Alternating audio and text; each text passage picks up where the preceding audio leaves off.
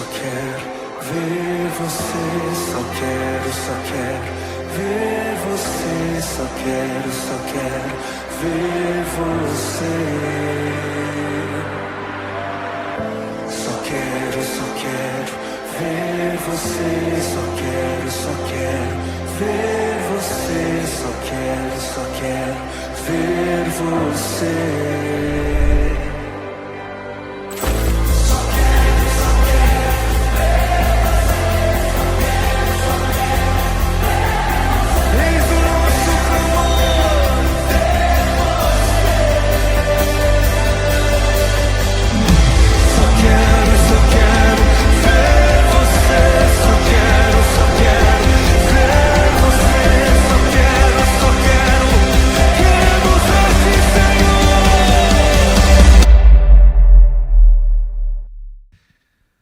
고립의 시대라는 책이 있습니다.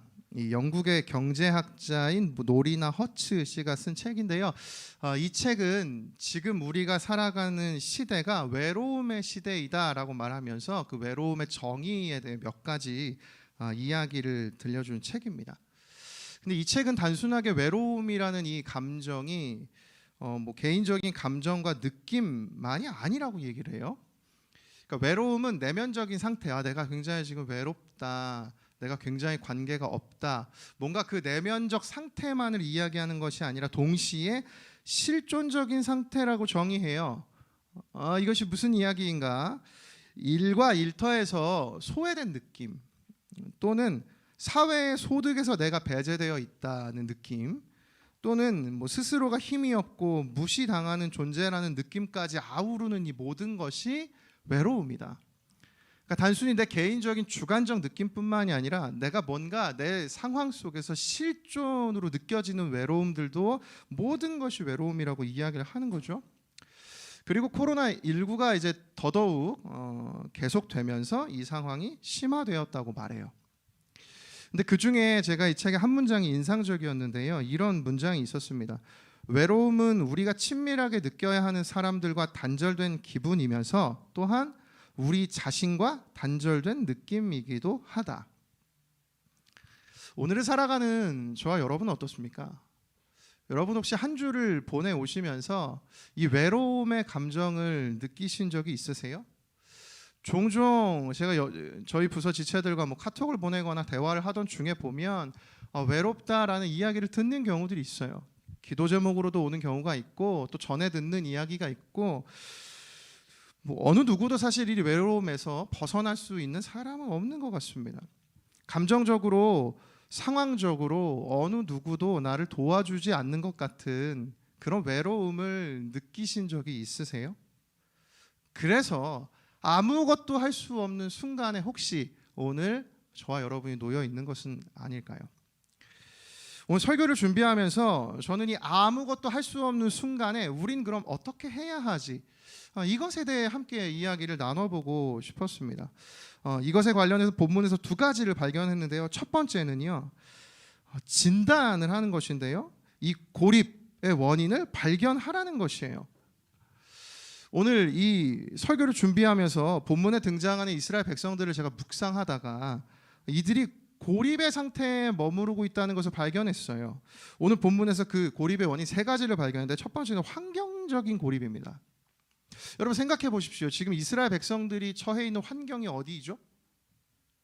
광야입니다.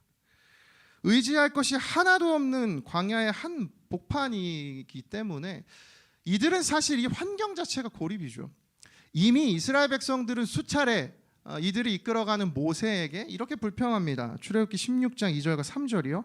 이스라엘 자손 온 회중이 그 광야에서 모세와 아론을 원망하여 이스라엘 자손이 그들에게 이르되 우리가 애굽 땅에서 고기가마 곁에 앉아있던 때와 떡을 배불리 먹던 때에 여호와의 손에 죽었더라면 좋았을 것을 너희가 이 광야로 우리를 인도해내어 이 온 회중이 줄여 죽게 하는도다.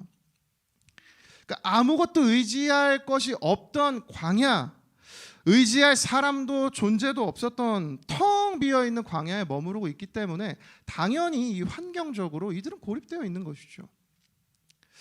두 번째 발견한 이 고립의 원인이 있는데요. 이것은 상황적인 고립입니다. 오늘 본문을 여러분이 이해하시는 데에는 이전의 본문의 흐름을 잘 기억하는 것이 중요해요. 하나님께서 이스라엘 백성들을 이 이집트에서 탈출시켜 주셨죠. 그리고 이 백성들을 시내산으로 이끄셔서 그들과 함께 하나님이 약속을 맺으십니다. 약속의 내용은 이래요. 너희와 내가 언약을 맺었는데 내가 너희에게 주는 이 말씀을 잘 지키면 나는 너희의 하나님이 될 것이고 너희는 나의 백성이 될 것이야. 자, 여러분, 약속을 맺었습니다. 여러분, 약속은 무엇인가요? 약속은 지키는 것이에요. 저희 첫째, 둘째에게 매번 얘기해 주는 건 그겁니다. 약속은 지키는 것이에요. 어렵지 않아요. 우린 늘 근데 이것을 잊습니다. 이스라엘 백성들이 놀랍게도 하나님하고 살아서요. 하나님이 생생하게 임재하셨어요. 저 같은 이런 목사나 목회자, 선지자가 전한 것이 아니라 시내산에 하나님이 임하셔서 이스라엘 백성들이 그것을 눈으로 보고 하나님의 그 임재를 그들이 느끼고 경험하며 하나님과 약속을 맺었어요. 그런데 놀라운 것은 이스라엘 백성들이 그 약속을 맺자마자 하나님께 배신을 행하게 됩니다. 하나님을 대신해서 금송아지를 만든 것이죠. 여러분, 왜 그랬을까요? 방금 하나님하고 약속을 맺었는데요. 하나님이 보이지 않아서 그렇습니다. 출애굽기 32장 1절을 보십시오. 백성이 모세가 산에서 내려옴이 더딤을 보고 모여 백성이 아론에게 이르러 말하되 일어나라, 우리를 위하여 우리를 인도할 신을 만들라. 이 모세 곧 우리를 애굽 땅에서 인도하여 낸 사람은 어찌 되었는지 알지 못함이니라. 여러분, 이 이스라엘 백성들의 이 뉘앙스가 느껴지세요? 즉 하나님과 약속을 맺었는데 이들이 불안해지기 시작했어요. 왜냐? 모세가 하나님과 약속을 맺기 위해 시내산에 올라가서 40일 동안 내려오질 않기 때문입니다. 그들을 인도했던 지도자가 보이지 않기 때문에 그래요. 저 여기서 정말 한 가지 인상적이었던 것이 있어요. 우리는 보이는 것에 큰 영향을 받는구나. 여러분, 우리는 아까도 기도했듯이 보이지 않는 내일이 너무나 두렵죠. 예, 우리는 그렇습니다. 그래서 보이는 걸 찾아요. 내 손에 쥐어지는 수많은 것들이요, 내가 컨트롤할 수 있고 내가 확인할 수 있는 것들을 우리는 붙들고 요구하고 바라죠. 여러분, 이스라엘 백성들과 우리가 다른 것이 무엇이 있습니까? 하나도 다르지 않다고 생각해요. 우리는 이 당시처럼 시내산에서 하나님을 만났을 때 우리 그 약속 잘 지킬 수 있었을까요? 글쎄요. 확신할 수 없을 것 같은데요. 그렇지 않으세요? 저와 여러분이 정말 보이지 않는 그 하나님을 신뢰하는 믿음이 정말 흔들리지 않고 있습니까? 바라기는 우리의 믿음이 보이지 않더라도 보이지 않는 것을 보는 것과 같이 믿는 믿음을 갖게 되기를 예수님의 이름으로 축복합니다. 아멘. 저희들에게 이 믿음이 필요해요. 모세가 십계명 받으러 시내산에 올라가서 내려오지 않아서요, 이스라엘 백성들은 두려울 수밖에 없었죠. 왜냐하면 그들은 400년 동안 종살이를 했습니다. 여러분, 자립할 수 있는 시기가 아직 아니에요. 불안하죠. 누군가가 챙겨주고 보호해 주어야 할 사람들인데 이제 의지할 나라가 없죠. 권력도 없습니다. 보이질 않아요. 하나님과 모세가 만났는데 무슨 이야기가 들리는지도 모르는 것이죠. 실제로 손에 잡히는 것이 없어요. 그래서 이들이 이 상황적인 고립에도 빠지게 된 것 아닙니까? 근데 제가 무서운 것은요, 여러분, 이 환경적 고립, 상황적 고립이 또 다른 고립을 만드는데 그것이 무엇인가? 신앙적인 고립을 만든다는 것입니다. 세 번째 발견한 고립이요, 신앙적인 고립이에요. 이스라엘 백성들이 하나님 앞에서 이 금송아지 우상을 만든 다음부터 오늘 우리가 읽은 이 본문까지 32장, 33장, 34장 동안 이 본문이 가지고 있는 두드러지게 나타나는 특징이 한 가지가 있는데요. 그것은요, 하나님이 말씀하시고 모세가 대답하고, 모세가 간청하고 하나님이 들어주시고, 이 등장인물이 딱 둘이에요. 하나님이 말씀하시고 모세가 반응하고, 모세가 부탁하고 하나님이 반응하시고. 이스라엘 백성들이 어떤 이야기도 하나님께 드리질 못해요. 저는 설교를 준비하면서 이 부분이 굉장히 흥미로웠습니다. 이 동안 이스라엘 백성들이 아무것도 하질 못해요. 읽어보세요. 32장부터 34장 오늘 이 본문까지 속수무책으로 이스라엘 백성들은 넋놓고 있는 느낌이에요.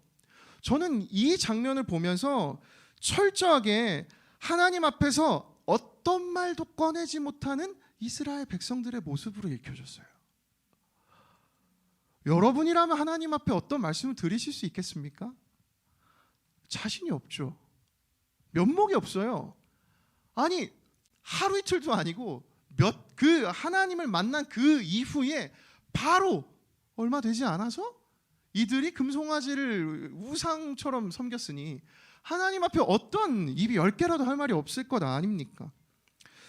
그뿐만이 아니에요. 하나님께서는요 이스라엘 백성들하고 지금 언약을 맺으신 상태잖아요. 자, 그럼 이제 하나님은 이들의 하나님이십니다. 이들에게 말씀을 들려주실 수 있죠. 근데 하나님이 보이신 모습이 있어요. 한번 보십시오. 34장 34년 1절과 3절입니다. 여호와께서 모세에게 이르시되 너는 돌판 둘을 처음 것과 같이 다듬어 만들라. 내가 깨뜨린 처음 판에 있던 말을 내가 그 판에 쓰리니 아침까지 준비하고 아침에 시내산에 올라와 산꼭대기에서 내게 보이되 아무도 너와 함께 오르지 말며 온 산에 아무도 나타나지 못하게 하고 양과 소도 산 앞에서 먹지 못하게 하라. 저는 이 장면이 물론 하나님의 거룩한 임재 때문에 허락되지 않은 사람이 함께 오지 말라는 의도도 분명히 있지만 하나님이 시내산에서 전체에게도 말씀해 주실 수 있잖아요. 왜냐하면 지금 하나님 백성이니까요. 그런데 하나님이 모세만 따로 불러서 다시 내가 너와 이야기를 나누고 싶다라고 모세만 불러주시는 것이에요. 아무도 오지 말라고 하시는 것이죠. 여러분 혹시 이 모습이 서운함으로 느껴지세요? 그랬다면 여러분과 저는 지금 이스라엘 백성 안에 있는 겁니다. 여러분 모세와 같은 믿음이 있었으면 서운하실 리가 없을 텐데 하나님께 서운한 마음으로 느껴진다면 서운해하시지 않으셨으면 좋겠어요. 왜냐하면 이건 하나님이 하나님 말씀을 듣지 않아 이스라엘 백성들이 미워서 그러신 것이 아니라요. 이스라엘 백성들이 지금 죄를 지은 죄인의 상태이기 때문에 하나님이 만약에 그들 가운데 거하시는 순간 이스라엘 백성 모두 죽고 맙니다. 하나님 그거 아신 것이죠. 그래서 그들을 배려해 주신 것으로 이 본문을 읽으면 이 본문에 나오잖아요. 하나님은 노하기를 더디하시고 자비로우시고 인자가 많으신 분이요 은혜가 있으신 분이요. 여러분 그 마음으로 이들을 오지 않게 하신 거 아닙니까? 근데 중요한 건 하나님과 이들의 관계가 끊어졌다는 것입니다. 여러분 이 신앙적인 고립이 지금 오늘 본문 가운데 느껴지세요? 저는 본문을 묵상하고 설교를 준비하는 가운데 이 이스라엘 백성들의 신앙적 고립이 너무나 크게 느껴지는 것이죠.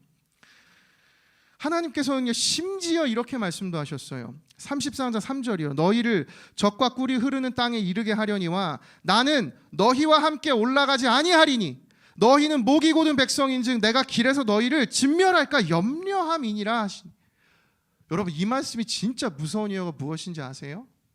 모세에게 하나님께서 모세가 하나님의 막 화를 하나님 용서해 주시옵소서 화를 누구려뜨려 주시옵소서 할 때 하나님 이렇게 말씀해 주거든요. 그래 너도 가고 여호와의 사자도 내가 너희를 위해 보내겠다. 약속한 땅에 너희 가거라. 단 나는 너희와 함께 가지 않겠다. 여러분 이거 너무 충격적이지 않으세요? 여호와의 사자도 같이 보내주신대요. 근데 하나님은 가시지 않으시겠대요. 저는 이 구절들을 읽으면서 본문 가운데 이 이스라엘 백성들의 신앙적인 고립이요 처음부터 이러지 않았어요. 근데 환경과 상황이 그들을 고립으로 몰아세우면서 이들이 벌인 그 죄악으로 인해 이들은 신앙의 고립까지 다다르게 됐다는 것입니다. 오늘 대회의 말씀처럼 신앙은 하나님과 동행하며 걷는 것인데 오늘 이 말씀을 이 질문을 우리에게 적용해 본다면 여러분 어떠세요? 여러분 혹시 여러분이 처음부터 그러지 않았을 것입니다. 그런데 시간이 흐를수록 하나님 당신이 문제가 아니고 그냥 제 상황이 뭔가 외롭습니다. 힘듭니다. 고립이 되어 있습니다. 헤쳐나갈 수가 없습니다. 이것을 시작으로 해서 어쩌면 여러분은 환경적 고립과 상황적 고립을 넘어 지금 신앙적 고립에 여러분이 머물고 계신 거 아니냐는 것이에요. 여러분 오늘 어떤 상황과 어떤 현실에 마주해 계십니까? 여러분의 신앙은 고립되어 있는 것은 아닙니까? 어떻게 해야 할까요? 우리는 이 신앙의 고립, 여러 고립으로부터 어떻게 이 외로움을 벗어나야 할까요? 본문에서 발견한 그 두 번째는요, 해결인데요. 외부로부터 오는 도움이 필요해요. 이것이 어떤 의미인지 함께 살펴보겠습니다. 이스라엘 백성들은 아무것도 하지 못했어요. 여러분, 이들은 무기력하게 속수무책으로 하나님 앞에서 그저 벌벌 떨며 어떻게 이 결과가 날지를 지켜보기만 했습니다. 그런데 이 오늘 본문에서 벌어진 문제를 해결해 간 사람이 있어요. 그가 바로 모세입니다. 오늘 저와 여러분에게 상징적으로 모세가 필요해요. 우리가 할 수 있는 게 없어요. 여러분, 따라서 오늘 우리에게는요, 상징적으로 모세가 필요해요. 여러분에게 모세가 있습니까? 여러분에게 모세는 누구입니까? 모세는요, 하나님 앞에 가서 이스라엘 백성 용서해달라고 간곡하게 하나님께 기도해요. 모세는 두 가지 합니다. 첫 번째, 자기가 대신해서 회개하고요.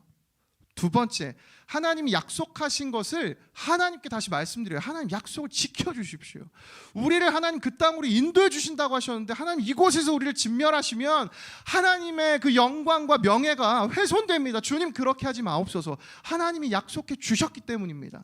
이 두 가지, 용서를 구하고 하나님의 약속을 하나님께 말씀드려요. 사실 모세가 이스라엘 백성을 대신해서 이와 같이 이야기한 부분은요, 참 아이러니한 일입니다. 왜냐하면 하나님이 이렇게 말씀하셨기 때문이죠. 한번 보십시오. 여호와께서 또 모세에게 이르시되 내가 이 백성을 보니 목이 뻣뻣한 백성이로다. 그런즉 내가 하는 대로 두라. 내가 그들에게 진노하여 그들을 진멸하고 너를 큰 나라가 되게 하리라. 그러니까 여러분 지금 이 상황이 어떤 상황인지 아시겠어요? 모든 이스라엘 백성들을 하나님이 다 진멸시키시고 모세 한 명을 선택하셔서 마치 아브라함처럼 다시 새로운 하나님의 백성을 시작하시겠다고 하나님 말씀하신 것이에요. 모세 입장에서 사실 본인의 생명만 생각했을 땐 문제가 없어요. 여러분이 모세였다면 이 백성들을 여러분이 다 그 책임을 떠안고 모세와 같이 하나님께 이렇게 나아가실 수 있으시겠어요? 저 자신이 없더라고요.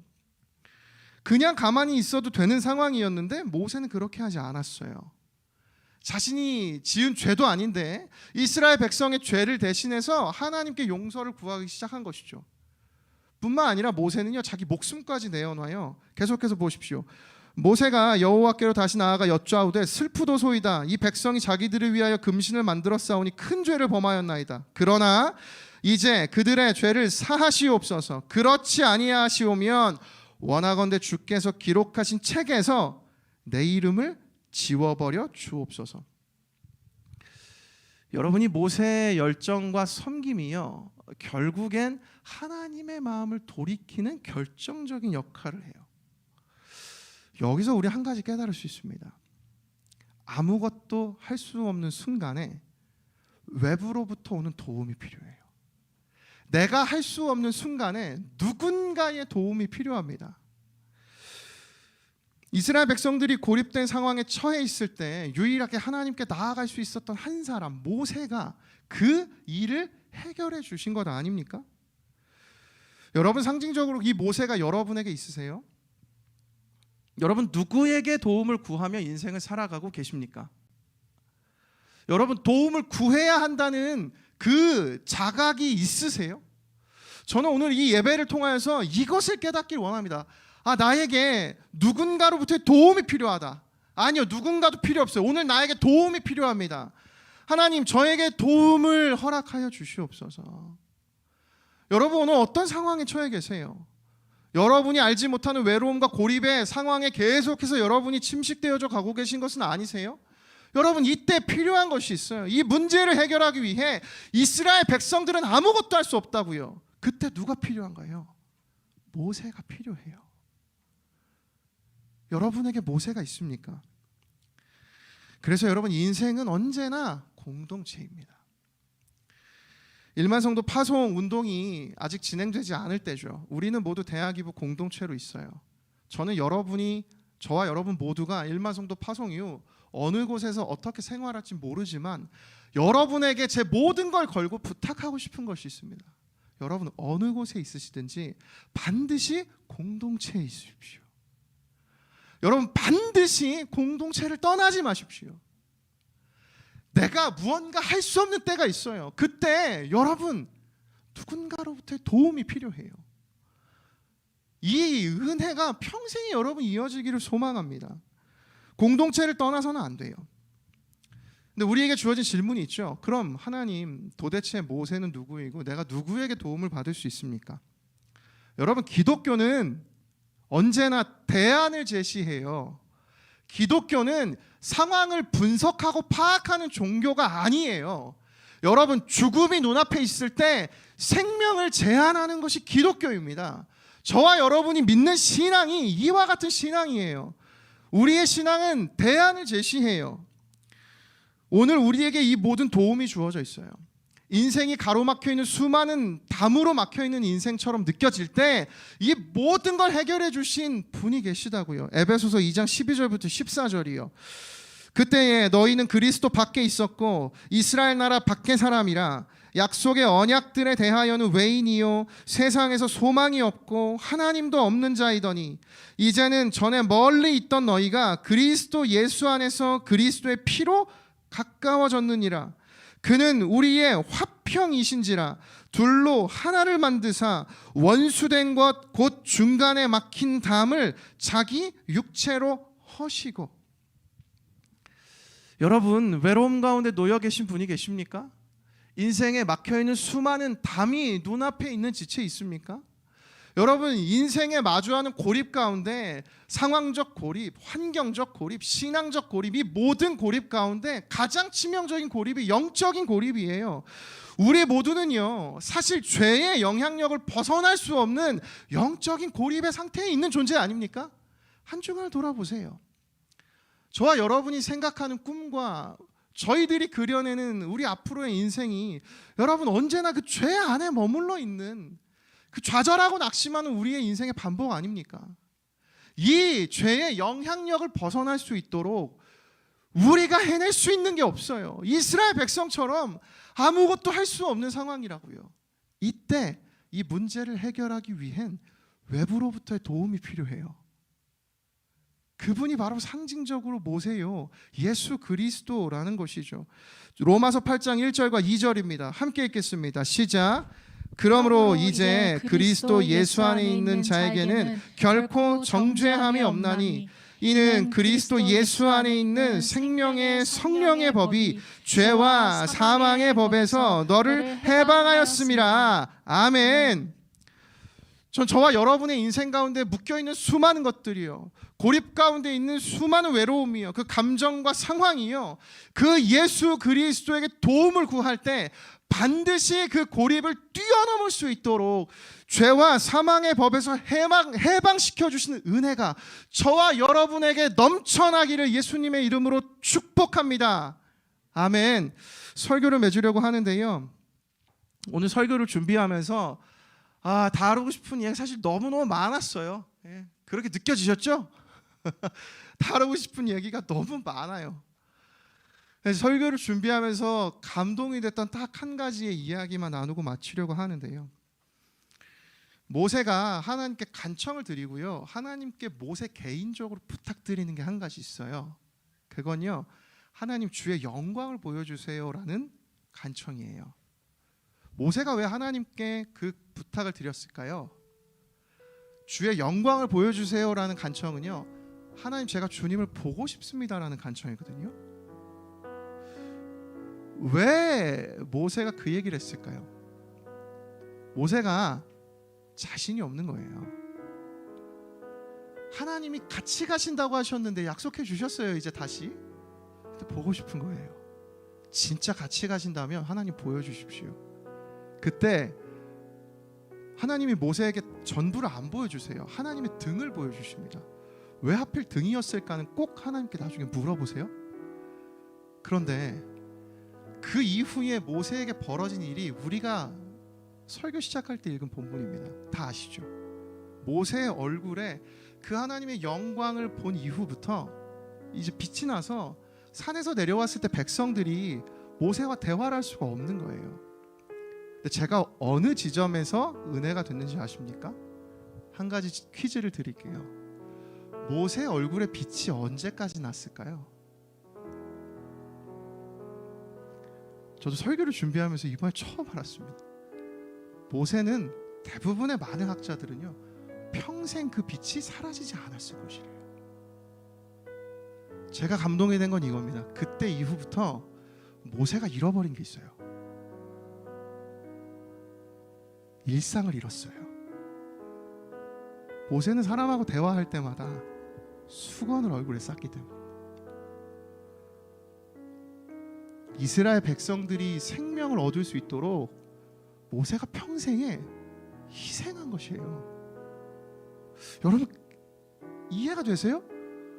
저는 이 말씀을 읽은 다음부터 모세가 너무 다르게 보이더라고요. 이후의 평생이에요. 40년간 광야를 지내면서 하나님을 만날 때에만 수건을 벗고, 언젠가 희미해져서 사라졌다라는 학자들도 있어요. 그때까지 모세는 그렇게 살았대요. 이 희생이 오늘 우리에게 주어진 거 아닙니까? 예수 그리스도의 희생이에요. 우리가 무엇을 했다고 구원을 얻고 생명을 얻습니까? 근데 여러분, 예수님은 우리를 위해 희생하셨어요. 모세가 희생한 그 일상의 모든 희생 때문에 이스라엘 백성들은 은혜를 얻었어요. 여러분, 저는 이게 오늘 본문 가운데 너무 감동이 되는 거죠. 그래서 가장 감격스러운 구절이 오늘 본문 31절입니다. 한번 보십시오. 모세가 그들을 부르매 아론과 회중의 모든 어른이 모세에게로 오고 모세가 그들과 말하니. 여러분, 왜 이 구절이 은혜인지 아세요? 하나님의 영광이 모세의 얼굴을 통해 비춰져서 백성들을 다시 만나주시는 장면이 이 장면이기 때문이에요. 아무것도 할 수 없고 아무것도 할 수 없는 순간에 이스라엘 백성들이 고립 가운데 있을 때 모세의 얼굴에 하나님의 영광을 심어주셔서 내가 다시 너희와 함께 있다는 그 말씀을, 그 의미를 모세를 통해 보내주신 것이에요. 이해되세요 여러분? 영광이 떠나있던 이스라엘 백성들 앞에 다시 찾아오셨다. 아무것도 할 수 없는 순간에 도움이 필요합니다. 여러분, 이 도움을 구하시는 인생이 되십시오. 하나님, 제가 할 수 있는 것이 없지만 오늘 하나님께 구하며 나아갑니다. 우리 그래서 오늘 마지막으로요, 담임 목사님 선포해 주신 올 한 해 우리 교회 이 성구 같이 한번 읽고 우리 찬양하며 기도하며 나아가겠습니다. 함께 읽겠습니다. 시작. 여호와로 인하여 기뻐하는 것이 너희의 힘이니라 하고, 이 하나님의 은혜가 올 한 해 우리의 평생에 넘쳐나기를 예수님의 이름으로 축복합니다. 함께 이 시간 찬양하며 기도하며 하나님께 도움을 구하며 나아가기를 원합니다. 함께 고백하겠습니다. 주는 평화, 주는 평화, 막힌 담을 모두 허셨네. 주는 평화, 우리의 평화, 주는 평화, 주는 평화, 막힌 담을 모두 허셨네. 주는 평화,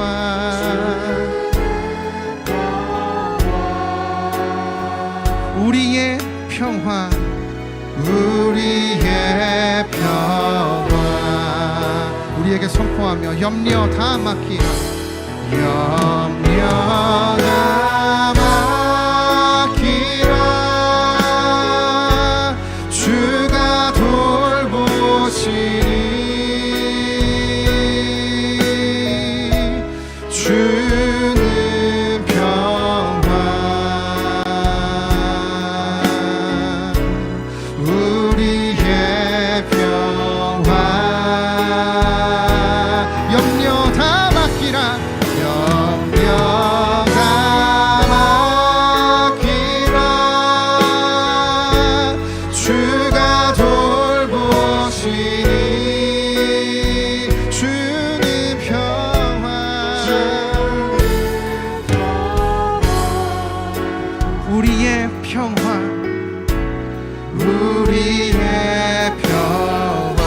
다시 한번 처음부터 고백하며 나아갑시다. 주는 평화, 주는 평화,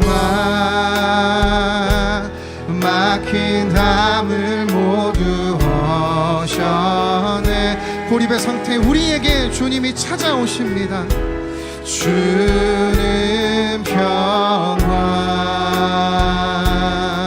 우리의 평화, 평화, 주는 평화, 주는 평화, 막힌 담을 모두 허셔내. 주는 평화, 우리의 평화. 우리 영혼의 고백으로 선포하며 나아갑니다. 염려 다 맡기라, 염려 다 맡기라, 주가 돌보시니. 주는 평화, 우리의 평화, 염려 다 맡기라, 염려 다 맡기라, 주가 돌보시니. 주는 평화, 주는 평화, 우리의 평화. 다시 한번 염려 다 맡기라, 염려 다 맡기라, 주가 돌보시니. 주는 평화, 우리의 평화, 염려 다 맡기라, 염려 다 맡기라, 주가 돌보시니. 주는 평화, 우리의 평화. 우리 각자 이 시간 기도하며 나아갈 때 우리 각자의 염려된 마음, 근심된 마음 하나님 앞에 고백하며 기도하며 나아갑시다. 함께 기도하겠습니다.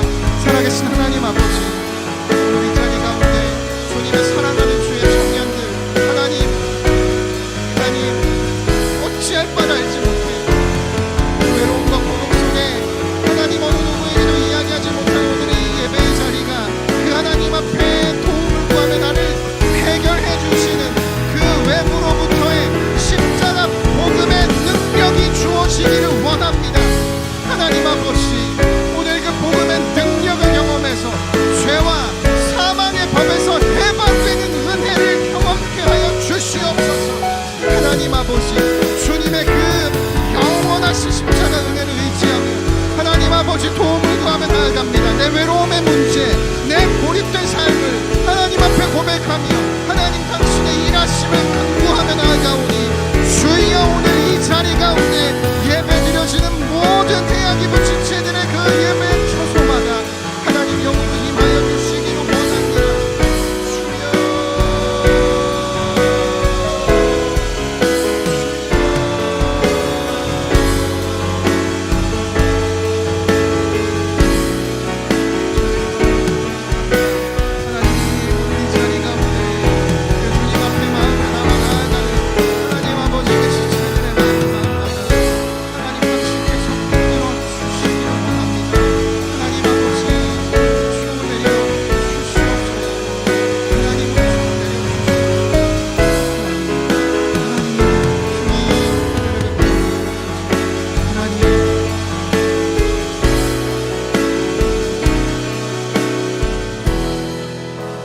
이 시간 한 번만 더 기도할 때 여러분 혹시 아무것도 할 수 없는 순간을 지나가고 계신 분이 계십니까? 오늘 이 예배의 자리가 저와 여러분의 그 인생의 외로움과 고립의 문제를 해결해야 하는 장소예요. 여러분, 이 자리 어느 누구도 신경 쓰지 마시고 하나님 그 한 분만을 의지해서 여러분의 입술로 하나님께 이렇게 구해보십시오. 주님, 저를 도와주시옵소서. 하나님, 저를 도와주시옵소서. 이미 우리를 위해 이루신 그 예수 그리스도의 십자가 복음의 능력을 경험케 하여 주시옵소서. 우리 마지막으로 주 한번 외치고 이 복음의 능력을 사모하며 함께 기도하시겠습니다. 주여,